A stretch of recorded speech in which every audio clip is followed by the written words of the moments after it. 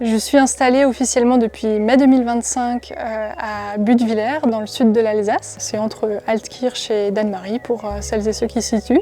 Je fais du maraîchage biologique diversifié, voire très diversifié. Je fais une quarantaine de légumes à l'année, près d'une centaine de variétés. Je cultive à peu près 0,5 hectares, un demi-hectare, en plein champ et sous serre.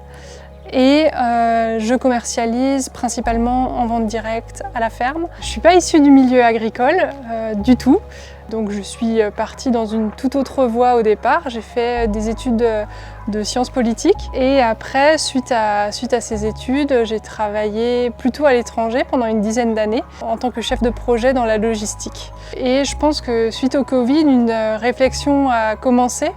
En moi, j'ai eu l'impression que je commençais à avoir fait le tour de mon métier et j'ai commencé à réfléchir à une nouvelle activité qui serait plus porteuse de sens pour moi et où je pourrais combiner à la fois une partie, disons, plus de réflexion et puis une partie où mon corps serait mis en mouvement aussi. C'est comme ça que je me suis intéressée au métier de l'agriculture.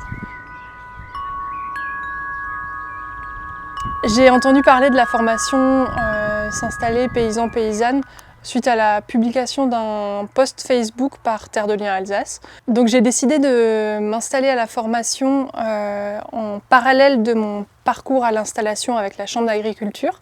Je ressentais le besoin de creuser encore certains points, notamment la partie des statuts, la partie juridique, disons, avant la création de mon entreprise agricole. Et la formation me permettait de rencontrer différents interlocuteurs, des personnes qui avaient travaillé dans différents domaines avant de devenir agriculteur ou qui étaient encore dans ces domaines-là, pour pouvoir poser des questions assez précises et affiner mes choix afin de finaliser mon dossier avec la Chambre d'agriculture. Lors de la formation, moi j'ai beaucoup apprécié l'intervention et les échanges que j'ai pu avoir avec quelqu'un qui venait du monde de la banque et qui avait fait une reconversion pour s'installer en maraîchage.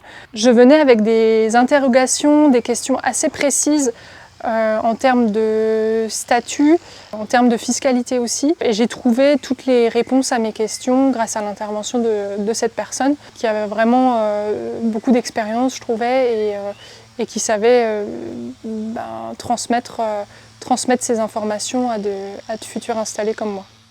J'ai beaucoup apprécié le fait d'être en groupe avec d'autres porteurs de projets. Quand on n'est pas issu du milieu agricole et qu'on porte ce type de projet, c'est pas toujours évident de trouver des personnes qui partagent peut-être les mêmes problématiques, les mêmes questionnements. Et c'était tout l'intérêt aussi de faire une formation en groupe, c'est que finalement on pouvait échanger sur nos projets individuels et se rendre compte qu'on avait des questionnements qui étaient assez communs à toutes et tous. J'ai trouvé ça rassurant et en même temps ça a pu m'apporter des ouvertures, des idées à travers les échanges avec les autres que j'aurais peut-être pas eu si j'étais restée toute seule dans mon coin, quoi.